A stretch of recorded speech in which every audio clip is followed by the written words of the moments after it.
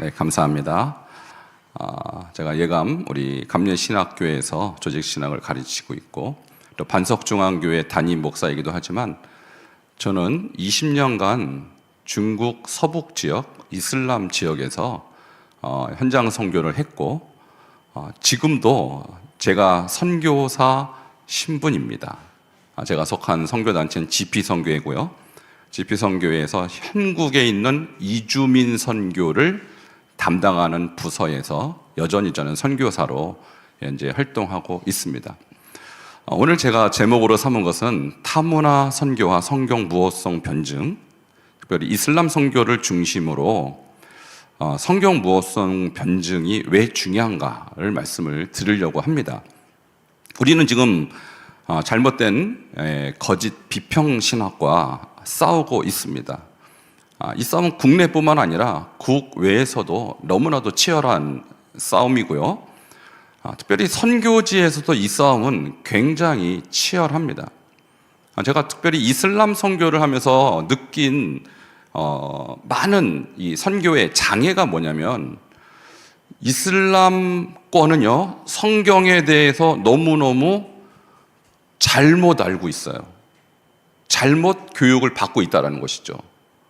왜냐하면은 그들이 읽고 있는 꾸란이라는 그들의 경전 안에 성경에 대해서 엄청나게 많은 것이 묘사되어 있는데 뭐라고 말하냐면 성경은 변질됐다. 이렇게 책에 써 있습니다. 그들의 경전 안에. 그래서 제가 무슬림 선교를 꿈꾸고 그들을 향해서 전도를 할 때 그들이 묻습니다. 너의 종교는 뭐냐? 제가 기독교라 그러면 너희의 성경은 변질됐어.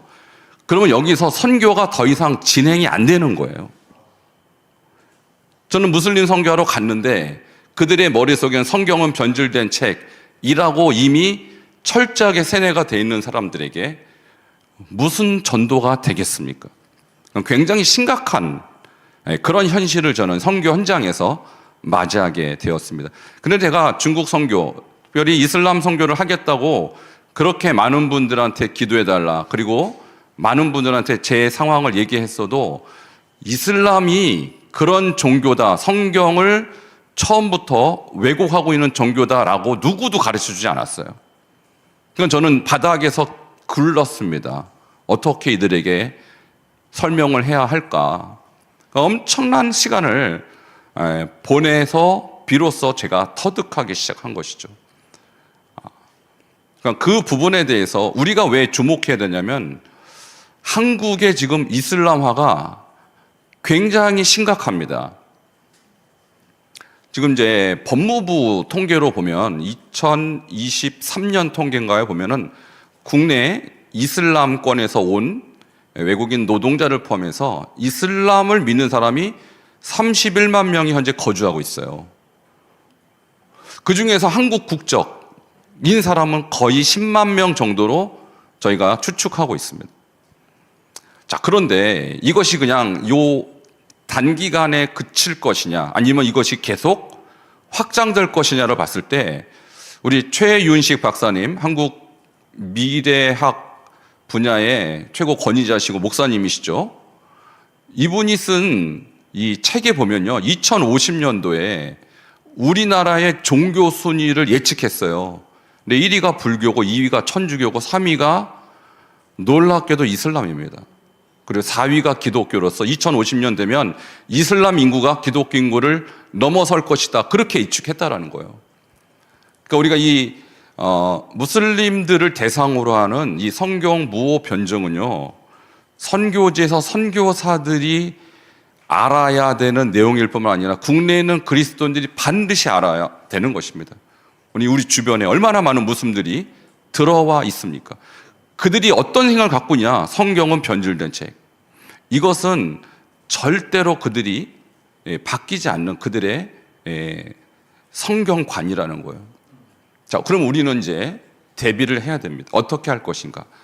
제가 한 20년을 그들을 겪으면서 하나님께 주신 지혜로 또 그들에게 이것을 설명하고 그랬을 때 그들이 이제 열리고 또 바뀌고 생각이 회복되고 또 복음을 받아들이는 이런 과정들을 제가 겪으면서 한국에서 반드시 이슬람 선교를 준비하는 과정으로 환경부호 변증을 해야 된다는 그런 이 어떤 긴박성을 가지고 이 강의를 저는 준비하게 되었습니다.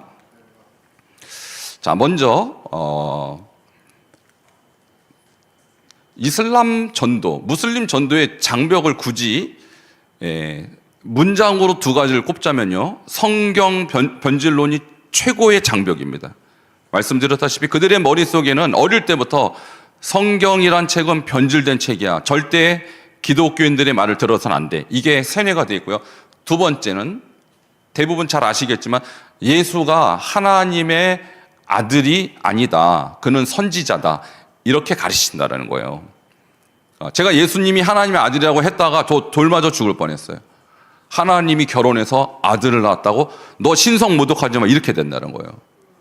그러니까 우리의 어떤 일반적인 상식을 뛰어넘는 성경관, 예수관을 갖고 있기 때문에 우리는 철저하게 아주 이성적으로, 논리적으로, 신학적으로 무장해야 한다는 것이죠.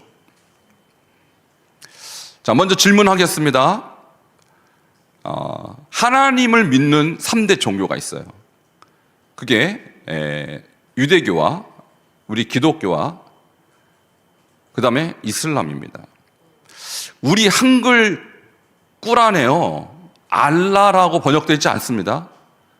하나님이라고 번역되어 있어요.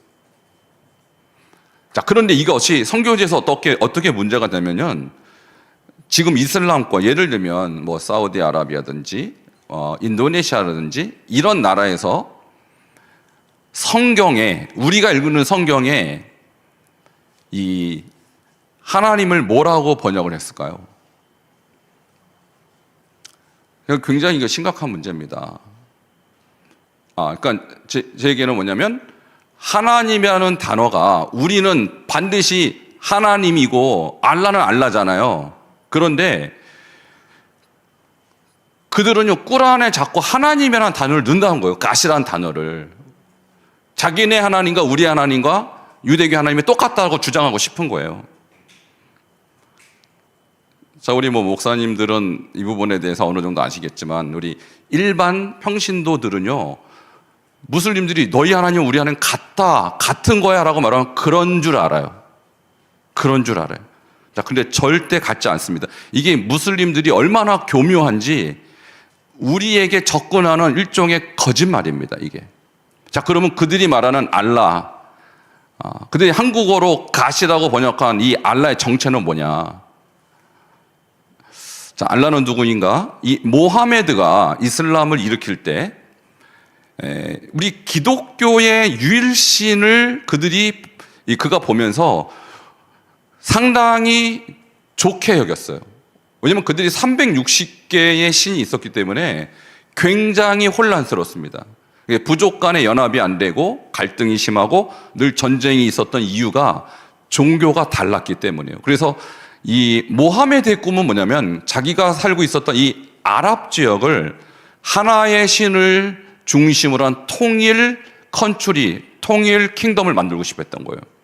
그러니까 누군가는 기독교의 여호와 하나님, 기독교의 가세 역할을 할 신이 필요했습니다. 그가 누굴 택했냐? 자기가 속해 있던 꾸라이시 부족의 최고신 일라흐를 기독교의 가스로 대치시켰습니다.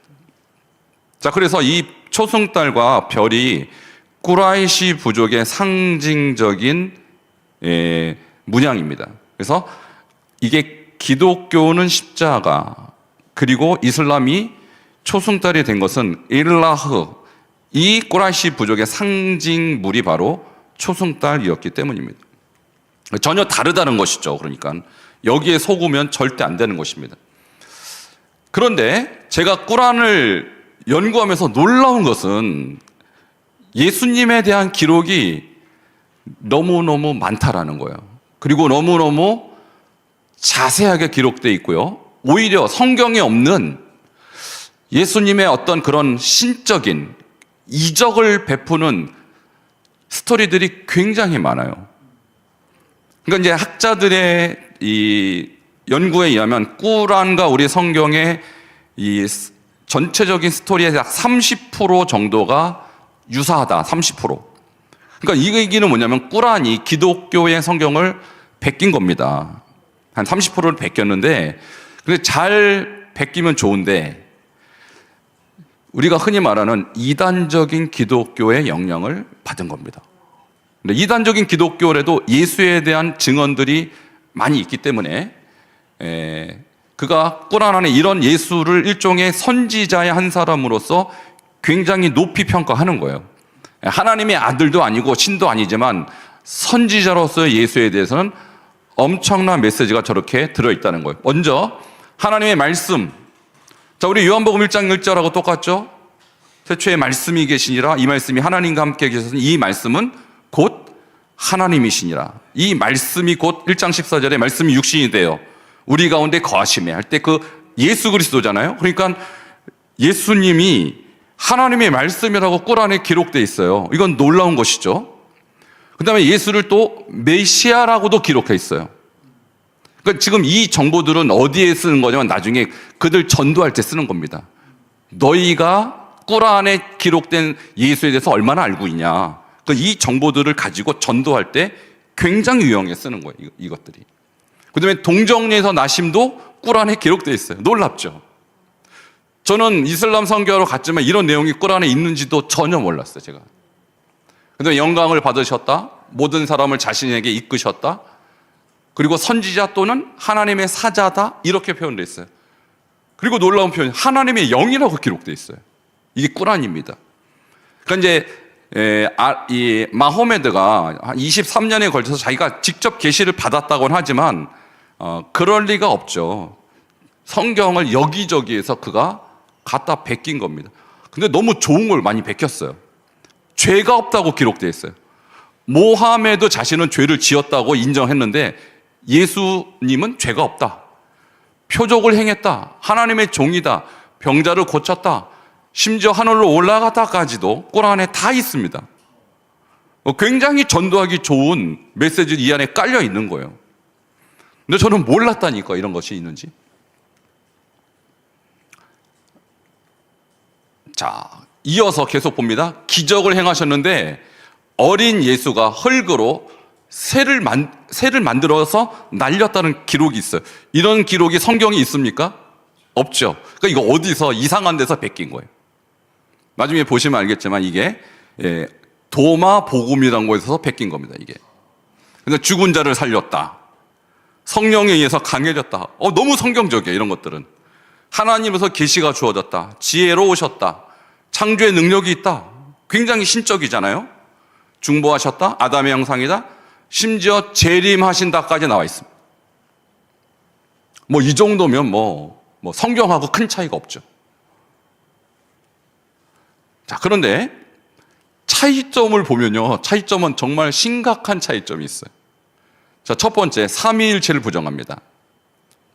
자, 이 꾸란의 수라 4장 171절에 보면요. 오 경전의 백성들이여 삼위일체라 말하지 말라. 이 경전의 백성은 바로 이 기독교인들 말하는 것이거든요.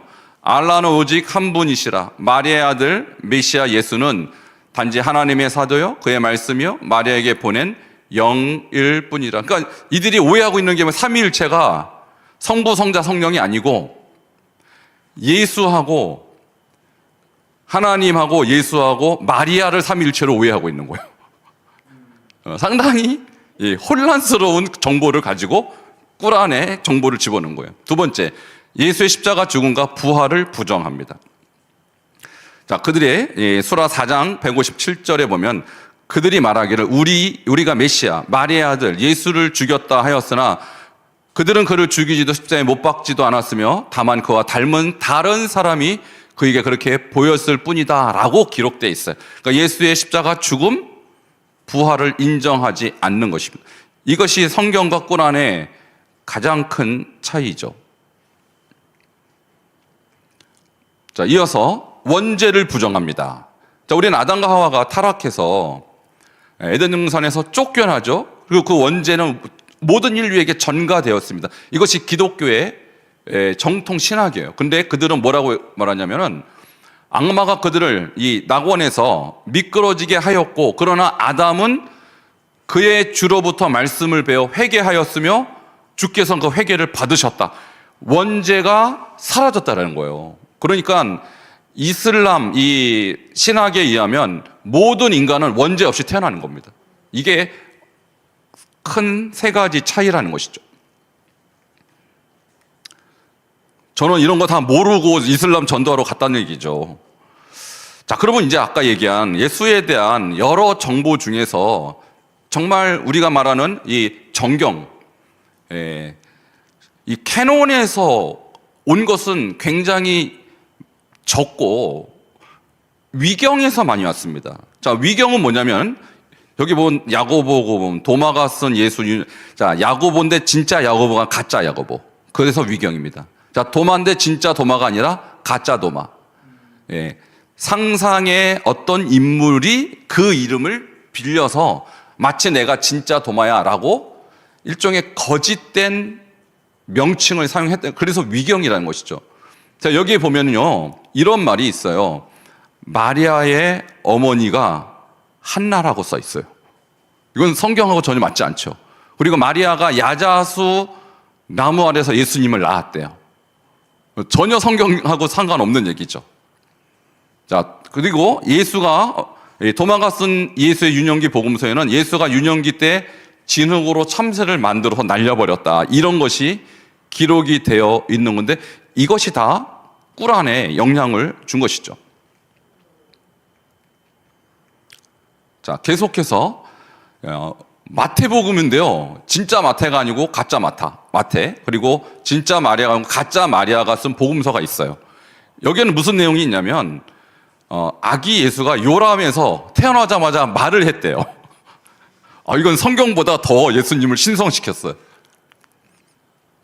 자, 그 다음에 아브라함 성서라는 위경이 또 있습니다. 이제 가짜 아브라함입니다. 심판날에 선행과 악행을 저울에 달아본다라는 개념이 아브라함 성서에 있는데 이것이 꿀안에 그대로 들어갑니다. 이슬람 교리가 마지막 날 우리의 선행이 51%면 천국, 49%면 지옥, 이게 꿀안의 교리거든요. 이게 어디서 왔냐? 아브라함 성서에서 왔다는 거예요. 자, 이어서 봅니다. 자, 이런 위경들의 영향뿐만 아니라 그 당시에 초기 기독교 이단들이 많이 있었죠. 그 네스토리우스파는 중국에까지 들어와서 경교라는 이름으로 중국에서 한동안 부흥했던 그런 교파인데, 저 사람들은 뭐가 문제냐면 예수의 신성과 인성이 그냥 결합했다라고 주장해요. 결합했다. 그래서 에베소 공의회에서 이단으로 정죄받습니다. 그러니까 예수의 신성과 인성은 하나잖아요. 연합했잖아요. 근데 분리된 이 신성과 인성이 그냥 유니온이다. 혼합되지 않았다. 섞이지 않았다. 이렇게 주장했던 사람이에요. 자, 이것이 어디에서 유행을 했냐면 페르시아와 아라비아 지역에서 널리 전파돼서 이 꿀안의 예수관에 결정적인 영향을 미칩니다. 그리고 더 심각한 이단이 영지주의죠. 영지주의는 영적인 것은 선하고 육적인 것은 악하다. 물질은 악하다. 그러니까 영적인 하나님이 물질을 잊고 인간을 잊고 이 땅에 오실 리가 없다. 그러니까 예수가 만일 하나님의 아들이라면 이 땅에 오실 리도 없고 죽었다가 부활할 수 없다. 그래서 예수 대신 타인이 십자가에 달렸다는 대역설, 이것이 꿀안과 영지주의 문헌의 공통점이에요. 근데 아리우스파 잘 아시죠? 예수의 신성과 삼일체를 부정했습니다. 꿀안이 이 아리우스파와 동일한 주장을 하는 것입니다. 자, 이제 변증으로 들어갑니다. 자, 성경이 변질된 책인가? 제가 수도 없이 들은 얘기고, 제가 복음을 전하기 위해서 가장 먼저 극복해야 될 그들의 도전이었어요. 그러니까 우리가 성경 무어에 대한 변증을 지금부터 하나씩 차분하게 한번 풀어가도록 하겠습니다. 자, 먼저 그들이 말하는 성경 변질론이라는 게 무엇일까요? 뭐가 변질됐다라는 걸까요? 그들의 주장을 제가 몇 가지로 정리하였습니다. 첫 번째, 자, 무슬림들은 알라가 꿀안 이전에 구약의 모세오경을 모세에게 줬다, 이렇게 주장합니다.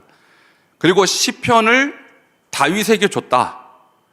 복음서는 예수에게 주었다. 이렇게 말합니다. 자, 그리고 나서 진짜 하고 싶은 건 이거죠. 꾸란은 알라가 이전 계시, 자, 성경에 있는 신구약의 계시의 연장선에서 무함마드를 통해 계시했고 성경과 꾸란 사이에는 연속성이 있다. 이렇게 주장합니다. 그러니까 구약과 신약의 계시보다 더 마지막 최후의 계시로 꾸란이 주어졌고 이 계시는 앞에 모세나 또는 다윗이나 예수처럼 모하메드라는 선지자에게 주어진 그런 책이라는 거예요. 그러니까 최종 권위자가 모하메드가 되고 최종 권위가 꾸란이 된다라고 말하고 싶은 거예요.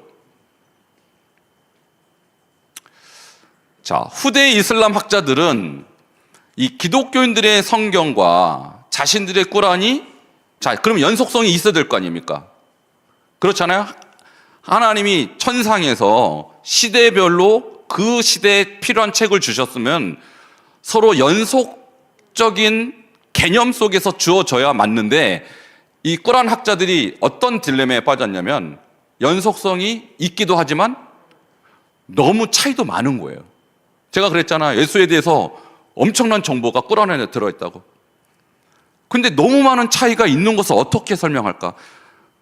다른 책, 신약, 구약 성경에는 예수, 특별히 신약 성경 예수를 하나님의 아들이라고 얘기하잖아요. 근데 꾸란은 선지자라고 얘기해요. 이 차이를 어떻게 설명할까? 그래서 만든 일종의 그들의 용어가 성경 변질론입니다. 원래는 성경도 우리 꾸란처럼 기록되어 있었다라는 거예요. 근데 우리 꾸란이 맞지 그들이 성경에서 주장한 것은 변질되어서 오늘날 그렇게 남아있는 것이다 라고 말하고 싶은 거예요. 자, 알라가 기독교인들에게 이전의 성경을 주었지만 유대인과 기독교인들이 이를 변질시켰고 원본은 하늘에 있다. 그러니까 그들의 이미지 속에는 원본은요 하늘에서 시대별로 각 선지자에게 주어졌고 진짜 원본에는 안 써 있는 그런 것들이 오늘날 우리 성경에 써 있다고 말하고 있는 것입니다. 자, 그럼 구체적으로 어떤 구절에 이런 성경 변질 주장을 하고 있을까요? 꾸란 2장 79절에 보면 돈을 벌기 위해 사본을 써서 파는 자에게 재앙이 있으리라. 자, 그 사본이라는 것은 성경 사본을 말하는 것인데 그 사람들이 성경을 팔기 위해서 돈을 벌려고 성경을 이 사본을 쓴다. 그럼 여기서 사본을 썼다고 얘기하는 것이 변질됐다라고 주장하고 싶은 어떤 근거인데 여기에는 성경을 사본을 썼다, 베꼈다라는 말을 쓴 것이지 어떤 내용을 변질시켰다라는 내용이 없습니다. 자, 그리고 글자 변형에 대한 그런 비난도 없습니다. 단지 성스러운 책을 베껴서 장사하는 것에 대한 비난, 그것을 한 것뿐이지 여기에는 뭐가 어떻게 변질됐다 이런 내용이 없어요. 자, 이어서 꾸란 3장 72절에 일부 성서의 백성들이 아침에 믿은 것을 저녁에는 거짓이라고 말한다. 진실을 알면서도. 그러니까 아침에는 예수가 선지자다 해놓고 저녁에는 또 하나님의 아들이다 이렇게 말을 바꿨다고 주장하는 거예요. 그러면 여기도 마찬가지입니다. 그것은 성경의 백성들이 그렇게 말을 했다라는 것이지 성경 자체가 바뀌었다라고 볼 수 없는 그런 주장이라는 것이죠. 자, 그러면 거꾸로 우리 입장에서 꾸란은 그러면 변질되지 않았느냐? 오히려 꾸란이 계시의 내용이 점점점 바뀝니다. 점점점 이 다른 내용으로 변질됩니다. 자, 그 이유가 뭐냐면 이 이슬람의 시작은 메카에서 시작했어요. 사우디아라비아 메카에 610년부터 621년 저 12년 기간 동안은 이슬람이 일종의 종교로 시작한 것입니다. 그래서 내용 자체는 굉장히 평화롭고 성경에 대해서도 우호적인 내용들로 기록이 되어 있어요. 그리고 어떤 정치적인 어떤 전쟁이나 이런 개념보다도 개인적인 신앙 교훈 이런 것으로, 왜냐하면 모하메드의 꿈은 기독교와 같이 통일된 종교, 그리고 통일된 일종의 나라, 이런 것을 만들고 싶었기 때문에 그는 어떤 종교, 이 정치적인 그런 어떤 꿈을 꾼 사람이 아니었다는 거, 처음엔. 그래서 평화로운 내용으로 성경에 대해서도 우호적이고, 그들과 우리는 하나다라는 그런 마인드로 시작한 것이 메카의 계시였어요. 근데 메디나로 옮겼을 때는 왜 옮겼냐? 바로 이 360개나 되는 부족 신들을 다 포기하고 알라를 믿어라, 그가 그렇게 주장하니까 박해를 받은 거예요. 그러면서 그가 메디나로 옮기면서 드디어 성경 변질론이 이제 시작이 된 것입니다. 그리고 그때부터 지하드를 선포하고 정치적, 제도적, 공동체적 교훈으로 이렇게 일종의 정치 집단으로 바뀌는 거예요. 왜냐하면 처음에는 기독교인들이 더 우호적이었지만 기독교인들도 결코 이 꾸란의 내용을 받아들일 수 없었고 마호메드의 주장을 받아들일 수 없었기 때문에 기독교인들에게도 적대적으로 바뀌게 된 계기가 바로 메디나로 옮기게 된 것이죠. 자, 그럼 구체적으로 메카 시절과 메디나 시절에 얼마나 차이가 있는가? 먼저 메카에 계십니다. 초창기입니다. 굉장히 그때는 종교적이었어요. 평화를 강조했습니다. 종교는 강제로 하지 말지니라. 두 번째, 성경에 우호적이었어요. 알라가 그대에게 계시한 것에 그대가 의심한다면, 여기서 알라가 계시했다는 것은 성경을 말하는 것이거든요. 구약과 신약이 다 계시 이전 계시라는 거예요. 그대 이전에 성경을 읽은 자들에게 물어보라. 실로 알라로부터 그대에게 진리가 일어났느니 의심하지 말라. 그러니까 신구약 성경 의심하지 말아라. 그 좋은 내용이다. 나는 그 다음에 받은 계시일 뿐이다. 이런 식으로 성경에 굉장히 우호적이었습니다. 자, 그 다음에 유대인 및 기독교인과 타협하기 위해서 아까 그러죠. 원갓, 하나님은 한 분이시다. 너희 하나님, 내가 믿는 알라 똑같다. 이렇게 주장했어요. 그래서 우리의 신 알라와 너희의 신 여호와는 같은 신이니 우리는 그분께 순종하노라 하면서 굉장히 타협적이고 우호적이었습니다. 그러다 이제 계시가 바뀝니다. 메디나로 가면서 전투적으로 바뀌어요. 첫 번째, 성경 변질론을 그때부터 주장합니다. 그들의 마음을 거칠게 하였노라. 그들은 말씀을 유지하고, 이게 기독교인들을 말하는 거예요. 그들에게 시된 진실의 말씀을 망각하고 있나니 너희는 그들 가운데 소수를 제하고 모든 것이 위조됨을 발견하리라. 대부분의 성경은 위조됐다, 조심해, 이렇게 주장이 바뀐 것입니다. 자, 그러면 그 전에 성경이 우호적이었을 때 성경과 그가 메디나로 갔을 때 성경이 그러면 바뀌었는가? 바뀌지 않았죠. 그의 주장이 바뀌었을 뿐입니다. 그리고 지하드를 그때부터 선포합니다. 금지된 달이 지나면, 이 금지된 달이는 뭐냐면 아랍 지역에 공통적으로 전통적으로 싸우지 말자, 우리 이 달만큼은 싸우지 말자 하고 4달을 정했어요. 그 달이 지나면 너희가 발견하는 이교들마다 살해해라. 그러니까 평화의 달은 지키되 그 달이 지나면 우리는 싸우겠다, 이 얘기입니다. 이교들을 살해하고 그들을 포로로 잡거나 포위할 것이며 그들에 대해 복병하라. 이게 꾸란 9장 5절입니다. 이건 예전에는 없었던 주장이죠. 평화의 종교에서 지하드의 종교로 바뀝니다. 그러니까 우리나라에 들어온 무슬림들이 다 뭘 얘기하냐면 우린 평화의 종교야 라고 얘기한 것은 메카 계시를 들이대는 거예요. 근데 지하드를 숨기고 싶죠. 자, 그들이 그렇게 우리에게 다가오는 것입니다. 그 다음에 메카 계시 때 했던 계시와 그 다음에 이제 그들이 이 두 번째로 이제 계시가 바뀌었을 때 왜 바뀌었어요? 질문할 수 있잖아요. 그러니까 질문 금지령이 옵니다. 그래서 메디나 시절에는 사람들이 예전과 우리가 바뀐 이유를 질문하고 싶었을 거 아니야? 안 돼, 질문하지 마. 그리고 이렇게 합니다. 믿는 사람들이요, 여러 가지 일을 물어서는 안 된다. 너무 분명히 알고 보면 오히려 해가 될 것도 있다. 우리가 흔히 하는 말, 너무 알려고 하지 마, 다쳐. 그 얘기예요. 자, 왜 질문 금지령을 했을까요? 자기가 주장이 바뀐 것을 감추고 싶은 거죠. 더 황당한 교리 있습니다. 취소 교리가 있고 대체 교리가 있어요. 취소 결의를 만스크라고 하고 대체 우리는 나시크라고 하는데 무슨 소리냐면 이 메디나로 옮기고 나서 바뀐 내용이 맞다. 우리가 과거에 받은 계시는 취소됐어. 지금이 대체된 거야. 대체 교리가 맞는 거야. 이렇게 가르쳤다는 거예요. 우리가 어떤 계시를 취소하거나 잊게 하면 우리는 그보다 더 낫거나 그와 같은 것을 대신 내리노라. 알라께서는 무엇이 가장 좋은지 아시느니라. 그러니까 과거에 우리가 받은 계시는 끝났고 이제 받은 여기에서 받은 계시가 진짜야. 이게 맞는 거야. 알라는 그렇게 우리에게 해주신 거야 라고 얘기한 것입니다. 그 다음에 또 뭐가 바뀌면 기도 방향이 바뀝니다. 메카 시절에는 예루살렘을 향하여 기도하도록 했어요. 근데 지금은 예루살렘이 아니라 메카로 방향을 바꿔요. 메디나에서 기도할 때는 예루살렘이 아니라 메카로 변경시켜요. 그리고 처음에는 포도주에 대해서 비교적 허용적이었어요. 근데 메디나로 옮겨서부터 전쟁의 종교로 바뀌면서 술을 금지합니다.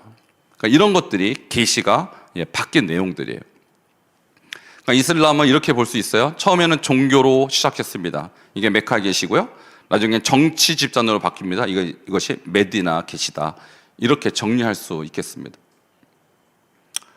자, 그러면 이 사람들의 이 상황을 보고 우리는 어떻게 변증해야 할까요? 세 가지 변증 방법이 저는 있다고 제 경험적으로 봅니다. 첫 번째, 이성적인 변증 방법이 있고요. 두 번째는 역사적, 과학적 변증 방법이 있고, 세 번째는 꾸란 내부로부터, 아까 예수님에 대한 엄청난 정보가 있잖아요. 이런 것들로부터 우리가 성경 변질론을 변증할 수 있겠습니다. 제가 이제 경험한 것들을 좀 중심으로 나누도록 하겠습니다. 먼저 이성적인 변증 방법인데요. 성경이 변질됐다, 바뀌었다라는 것이죠. 그럼 이제 이렇게 질문하면 됩니다. 언제 바뀌었습니까? 라고 질문하는 거예요. 언제? 무하마드 이전입니까? 이후입니까? 이렇게 질문하는 것입니다. 이 질문이 왜 중요하냐면 무하마드 이전에 바뀌었다면 무하마드가 성경을 긍정적으로 말할 수가 없겠죠. 이미 변질된 책을 우리가 긍정적으로 받자 그 책을 우리는 하나님의 계시다 이렇게 표현할 수 없는 거 아닙니까? 자, 그럼 만일 무하마드 이후에 이것이 계시가 변질됐다면 무하마드가 과거에 내가 성경이 하나님이 주신 책이다라고 말한 그 모든 말들이 또 잘못된 그의 표현이 되는 것이죠. 그래서 이 무하마드 이전이냐 이후라고 물어봤을 땐 둘 다 그를 올가미에 몰아넣는 결과로 갈 수밖에 없어요. 자, 그래서 이렇게 표현할 수 있어요. 무하마드 이전이라고 답할 경우 우리가 이렇게 질문을 할 수 있어요. 그러면 왜 무하마드는 꾸란을 읽다가 모르는 것이 있으면 거룩한 책을 읽는 자들 곧 기독교인들에 가서 물어보라 라고 했는가? 이 꾸란에 나와 있거든요. 또 나는 거룩한 책들을 믿는다라고 왜 말을 했는가? 이미 변질된 책이니까 그렇게 말해서는 안 되는 것이죠. 자, 꾸란 42장 15절에 보면 나는 알라께서 계시한 성경을 믿으며 우리는 알라를 믿고 모세와 예수가 계시받은 것과 선지자들이 그들의 주님으로서 계시받은 것을 믿으며 라고 대답했다는 것은 무하마드의 초창기 성경과는 긍정적이라는 거예요. 그러니까 무하마드 이전에 성경이 변질됐다면 무하마드는 이런 반응을 보이지 않았을 것이다. 이렇게 우리가 반론을 제기할 수 있다는 것이죠. 자, 그래서 무하마드 이전에 성경이 변질되었다면 무하마드가 이런 식으로 강력하게 성경을 추천하지 않았을 것입니다. 꾸란이 성경을 확증하기 위해서 주어졌다고 그렇게 말합니다. 그러니까 만일 성경이 변질됐다면 성경의 확증성을 받고 있는 꾸란의 권위도 훼손되는 결과가 되는 것이죠. 그래서 성경이 변질됐다고 할 때 무하마드 이전이라고 대답한 사람은 이런 문제에 봉착하게 되는 것이죠. 자, 두 번째. 자, 만일 무하마드 이후에 변질됐다고 대답한다면 우리는 이렇게 그들에게 반박할 수 있어요. 자, 그 당시라면 이미 많은 번역본이 전 세계에 퍼져 있었습니다. 누가 그 많은 번역본을 그 넓은 땅을 방문해서 그 많은 번역본을 어떻게 찾아내고 어떻게 다 고칠 수가 있겠습니까? 라고 반박할 수 있다는 것이죠. 자, 또 결정적인 하나의 증거가 나왔죠. 1947년 쿰남 사본입니다. 이게 11개의 동굴에서 850개의 두루마리를 발견했어요. 근데 대충 시기를 보면 BC 2, 3세기 정도의 사본입니다. 근데 우리가 알다시피 이 쿰남 사본과 우리가 현대 기독교인들이 쓰는 사본은 거의 일치하잖아요. 그러니까 만일 무함마드 이후에 성경이 변질됐다고 한다면 저 쿰남 사본이 틀리게 되는 것이죠. 그러니까 쿰남 사본과 우리가 보는 성경이 일치한다면 성경은 변질된 적이 없다라고 우리가 확증을 지을 수 있다는 것이죠. 이런 방법으로 성경 변질론을 우리가 이성적으로 답변할 수가 있다는 것입니다. 자, 또 하나의 질문입니다. 어느 구절, 누구에 의해서, 무슨 이유로 바뀌었습니까?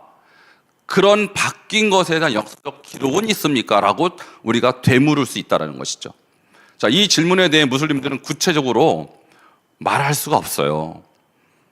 어느 구절이 바뀌었다? 모르죠. 어떤 이유로 바뀌었습니까? 모르죠. 그러면 그런 바뀐 것에 대한 역사적인 기록이 있습니까? 그런 것도 전혀 없었습니다. 그들은 오히려 그런 기록을 찾으려고 얼마나 애썼겠어요. 그런데 한 번도 그런 기록을 그들도 찾지 못했습니다. 그러니까 이런 이성적으로 논리적으로 성경이 바뀌지 않았다는 근거들을 우리가 제시할 때 성경 무호성을 우리가 수할 수 있다는 것이죠. 자, 두 번째 변증 방법은 역사적 과학적 변증 방법인데요. 이 성경 사본을 가지고 우리가 비평을 할 수가 있어요.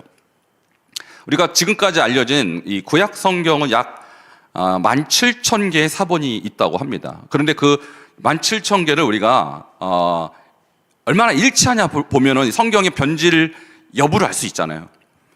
근데 95%에서 99%가 일치한다고 나와요. 17,000개의 사본이 9%까지만 일치한다면 이것은 변질됐다고 볼 수가 없죠. 신약은 그리스어로 헬라로 된 건 5,800개의 사본이 있고요. 기타 언어로는 약 2만 개의 사본이 있어요. 근데 이 번역본들을 우리가 이 일치율을 봤을 때 98에서 99%의 의미상 일치가 이미 검증이 됐습니다. 그러니까 만일 변질됐다 그러면 이제 뭐 50%가 변질됐냐, 10%가 변질됐냐, 이런 어떤 변질에 대한 통계가 있어야 되는데 우리는 사본학으로 봐서도 엄청난 일치율을 갖고 있기 때문에 그들이 변질됐다고 할 수 있는 근거는 이것과 비교했을 때 전혀 근거가 없는 주장이 될 수밖에 없는 것이죠. 자, 역사적 사실을 놓고 비평할 수 있어요. 예를 들면 예수님에 관한 기록, 예수님이 죽지 않았다고 분명히 그들은 주장하고 예수님이 부활하지 않았다 그들은 주장합니다. 그러면 성경이나 꾸란의 주장이 아닌 제3의 이런 역사 자료들은 예수님의 죽음에 대해서 뭐라고 설명하는가? 그러니까 객관적인 자료죠. 요세푸스 AD 37년에서 100년 격이니까 예수님과 거의 동시대, 그리고 예수님의 제자들, 사도들과 거의 동시대에 살았던 사람인데 이 사람이 유대 고대사를 쓰면서 이렇게 말합니다. 그때 예수라고 불리는 지혜로운 사람이 있었는데 그는 놀라운 일을 행하고 그리스도라 불렀다. 그는 빌라도에게 십자가형을 받아 죽임을 당하였다. 꾸란은 죽지 않았다고 주장하지만 역사는 그가 죽었다라고 주장하는 거예요. 이게 제3의 문서를 통한 답변이 되는 것이죠. 또 타키투스의 연대기 같은 경우도요. 그 타키투스의 연대가 56년에서 120년이니까 사도시대에 살았던 사람이에요. 그가 뭐라고 말했습니까? 그리스도는 테비루스 치하에서 총독 빌라도에게 처형당했다라고 그의 죽음에 대한 사실을 객관적으로 역사에 기록되어 있습니다. 자, 그러니까 꾸란에서 주장하는 예수의 죽음. 자, 꾸란은 상대적으로 늦게 출발한 책이에요. 그러니까 예수 죽음 이후로 약 600년 이후에 쓰여진 꾸란의 증언과 예수 동시대 및 예수의 사도 시대에 쓰여진 역사 자료가 어떤 게 더 신빙성이 있느냐? 훨씬 역사 자료가 신빙성이 있는 것이죠. 그 자료에 예수의 죽음이 언급되어 있다는 것은 꾸란의 주장이 신빙성이 훨씬 적다라고 우리는 반박할 수 있는 것이죠. 자, 이어서 꾸란 내부로부터의 증명인데요. 자, 꾸란 자체가 예수에 대해서 엄청난 정보를 갖고 있다고 말씀드렸죠. 꾸란에 무려 124개의 구절이 이 성경에 대해서 하나님의 말씀이라고 기록이 되어 있어요. 자, 3장 47절에 알라가 성서와 구약과 지혜와 신약을 그에게, 예수에게 가르쳤다, 이렇게 기록되어 있어요. 이 얘기는 뭐냐면 그 예수라는 선지자가 하나님의 말씀을 받을 때 그가 받은 말씀 전혀 변질되지 않은 순수한 말씀이었다는 것을 전제로 하는 표현입니다. 자, 그리고 5장 68절에는 이렇게 말합니다. 일러 가로되 성서의 백성들이여 너희가 구약과 신약과 너희 주님으로부터 계시된 것을 준수할 때까지는 너희는 아무런 인도됨을 얻지 못할 것이니라. 그러니까 여기서 구약과 신약이 하나님으로부터 계시된 옳은 책이다, 변질되지 않은 책이다라는 전제가 저 안에 깔려 있는 거예요. 그러니까 이런 표현이 무려 124구절이 꾸란 안에 존재되어 있다면 성경을 변질했다고 주장하는 것은 옳지 않다. 그러니까 초기 이 메카 시절의 저런 주장들은 성경과 유대인과 기독교인들의 우호적인 입장에서 저렇게 썼을 것입니다. 그러나 나중에 메카로 이제 메디나로 옮기면서 저런 주장을 바꿀 수밖에 없었죠. 그러니까 자기가 바뀐 것이 성경이 바뀌지 않았음에도 불구하고 성경 변질론을 주장한 것입니다. 자, 이어서 6장 115절 또 10장 64절에 누구도 하나님의 말씀을 변하게 할 수 없다라는 표현이 있어요. 자, 그대 주님의 말씀이 진리와 정의로 완전함이니 그분의 말씀은 변경할 자 아무도 없노라. 자, 이 표현을 우리가 보면 아무도 하나님의 말씀을 변경할 수 없는데 갑자기 성경을 변질했다라고 말하는 그 사람이 잘못된 주장을 한다는 것이죠. 자, 그러므로 신실한 무슬림이라면 알라가 주신 성경, 구약과 신약을 읽을 뿐 아니라 그 안의 말씀을 지키고 따라야 되는 것이 맞다라고 우리가 반론을 제기할 수 있는 것입니다. 자, 계속해서 꾸란 내부로부터의 증명인데요. 자, 무함마드 자신이 성경의 진실을 믿고 있었다는 증언이 꾸란 안에 기록되어 있어요. 자, 10장 94절 하나님이 그대에게 계시한 것에 대해 그대가 의심한다면 그대 이전 성서를 읽은 자들에게 물어보라. 자, 이 얘기가 뭐냐면 당신이 지금 꾸란을 읽고 있는데 이 꾸란에 대해서 뭔가 의심이 된다면 이전에 이미 계시를 받은 그 구약의 백성, 신약의 백성들에게 물어보면 우리가 읽고 있는 꾸란이 얼마나 옳은 책인지 그들이 대답해 줄 거야 라면서 구약과 신약을 긍정적으로 인정하고 있는 거예요.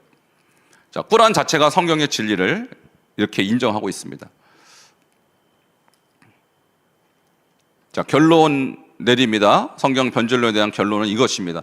성경이 언제 누구에 의해 어떻게 변질되는지 말할 수 없다면 성경 변질론은 잘못된 주장입니다. 자, 무함마드도 성경이 하나님의 말씀이라고 가르쳤고 또 꾸란이 성경을 증명하기 위해 주신 책이라고 그렇게 기록되어 있어요. 그러면 성경이 변질되었다는 주장은 꾸란의 권위에도 선상을 일으키는 결과를 가져오는 것이죠. 자, 무함마드 이후에도 성경은 바뀌지 않았으며 1세기 때의 사본과 현재 성경은 또 일치합니다. 그러므로 성경은 변질되지 않은 것입니다. 자, 이러한 방식으로 무슬림들에게 성경 변질론을 우리가 변증할 수 있다는 것입니다. 두 번째로 넘어가는 것은요, 이것은 성경의 내용에 대한 변증인데요, 삼위일체론.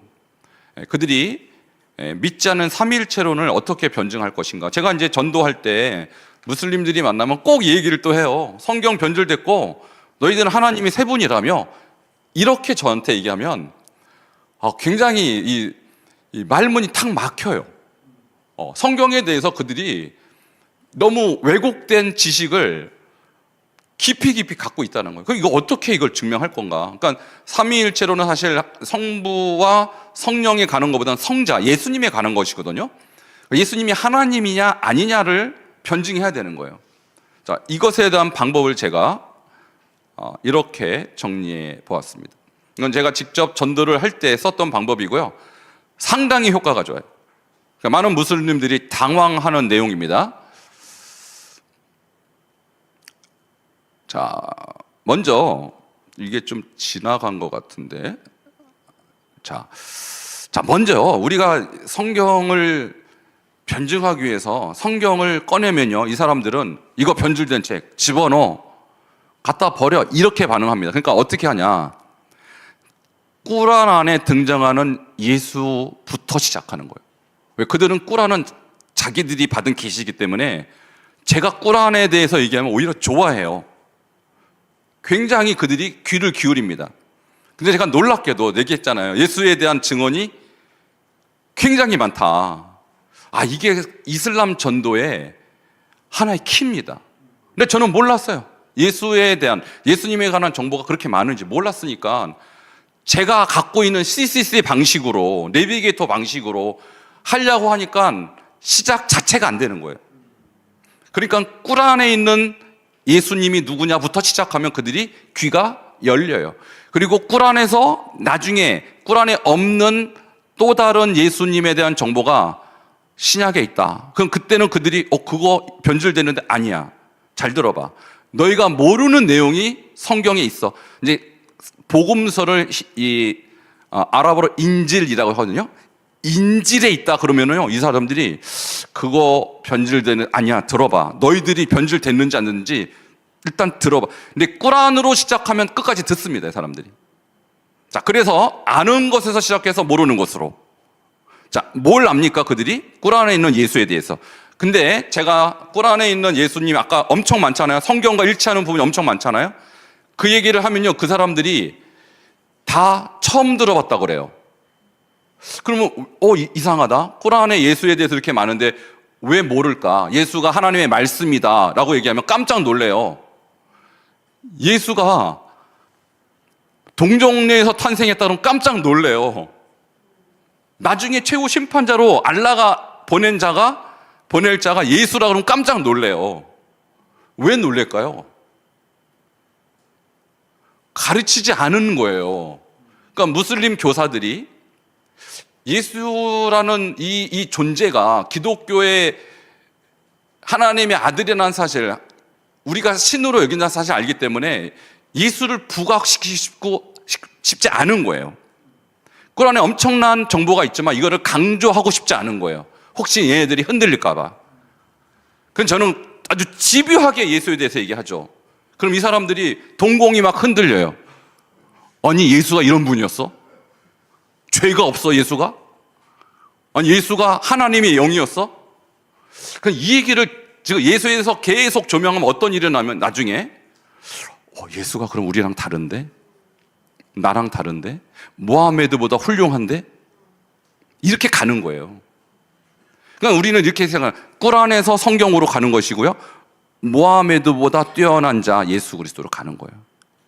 그럼 이렇게 뛰어난 자라면 이분이 인간이겠냐? 질문합니다. 제가 예수님이 하나님의 아들이라 제가 주장하는 게 아니에요. 이렇게 신적인 존재라면 그가 인간일 수 있느냐 질문하면 그들이 나중에 스스로 선택합니다.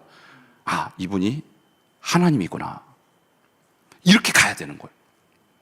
자, 그래서 꾸란에는 예수에 대한 적지 않은 기록이 등장하고요, 성경을 거부하는 무슬림에게 꾸란에 등장한 예수의 기록은 그들을 복음으로 이끄는 가교의 역할을 하는 거예요. 자, 이렇게 써 있어요. 당신은 꾸란이, 제가 전도할 때 쓰는 말이에요. 당신은 꾸란이 알라의 완전한 결정판이라고 하지 않았나요? 그러니 꾸란을 집중해서 봅시다. 저는 꾸란이 뭐라고 하는지 궁금하네요. 그러면서 예수에 대한 얘기를 쫙 하는 거예요, 지금부터. 그럼 그들 어쩔 수 없이 듣는 거예요. 자, 복음서에서 등장하는 예수 그리스도에 대한 소개로 마무리합니다. 자, 이때 복음서에 나오는 예수를 누구라고 설명하냐면요, 자, 하나님의 어린 양, 예수님이 하나님의 어린 양 맞잖아요. 자, 왜냐면 그들의 문화 속에요, 코르반절이라는 게 있어요. 코르반 회식이 뭐냐면 1년에 한 번씩 양을 잡는 행사가 있습니다. 그 양을 진짜 집집마다 다 잡아 죽여서 그들이 절기 때 사람들이 나눠요. 그럼 제가 물어요. 너네 왜 1년에 한 번씩 양을 왜 잡어? 그러면 그렇게 대답해. 원래 잡아. 우리 옛날부터 원래 잡았어. 근데 조금 꿀안을 아는 사람은 아브라함하고 이제 아브라함이 이삭을 바치지 않고 하나님이 이제 성경 우리 이삭을 바쳤잖아요. 근데 이삭이 아니라 누구죠? 누구예요? 이삭을 안 바치고 누굴 바쳤다고 그래요? 그렇죠. 우리는 그 양을 바쳤잖아요. 그 바친 것을 그들이 기념하는 거예요. 자, 그러니까 그 스토리를 그들이 알고 있는 거예요. 아브라함이 이삭을 바치는 그 장면을 꿀안에도 기록되어 있고 양을 바치잖아요.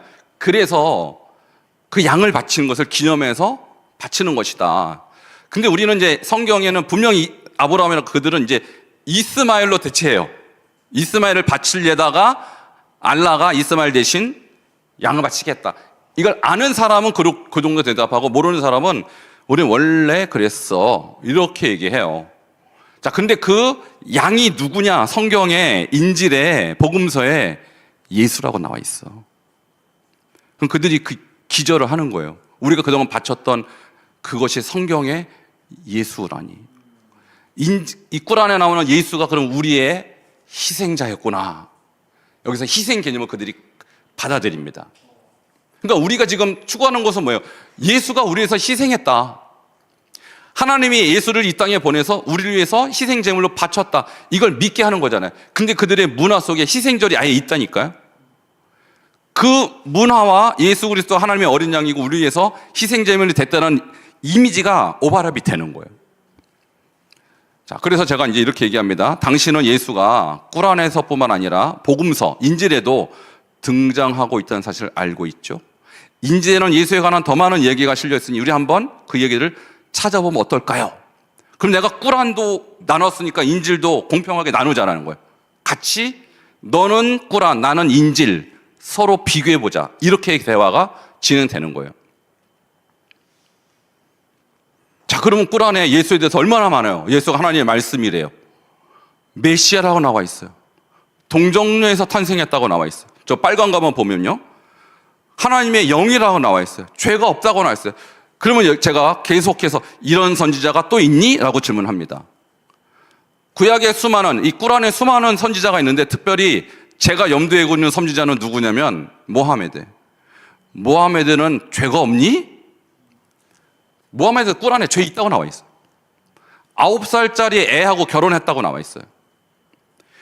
그러니까 예수가 죄가 없다라는 것을 우리가 조명하면요, 모하메드보다 낫네. 이런 생각 그들이 당연히 하는 겁니다.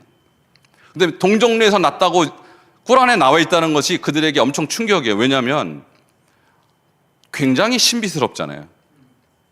보통 인간이 아니라는 증명이잖아요, 이것이. 근데 모하메드는 동정녀에서 안 났거든요. 그리고 예수님이 재림주로 오신 거예요. 재림한다고까지 나와 있어요. 그리고 사실 이제 해석의 차이인데 예수님이 죽었다, 그리고 죽은 다음에 살아났다는 것을 암시하는 구절도 있습니다, 꿀안에.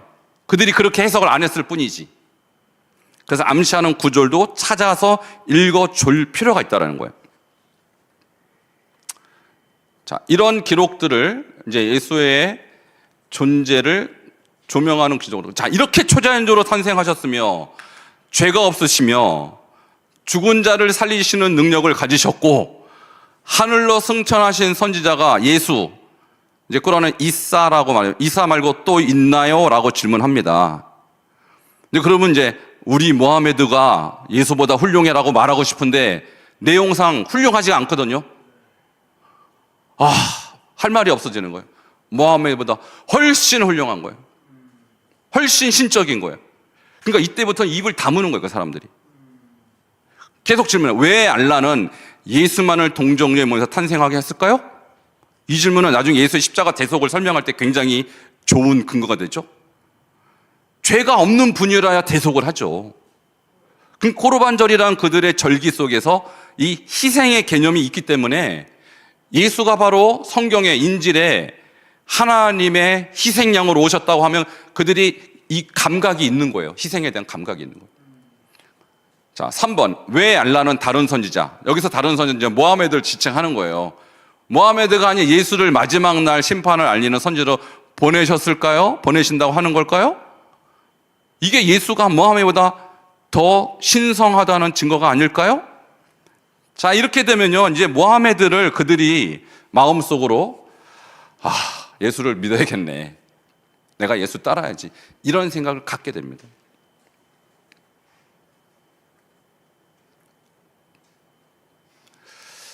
자, 그리고 예수가 알라의 말씀, 이 원어로 보는 칼리마툴라라고 하는데, 그 다음에 알라의 영, 이 영이 루훌라거든요. 이 히브리어로 굉장히 비슷해요.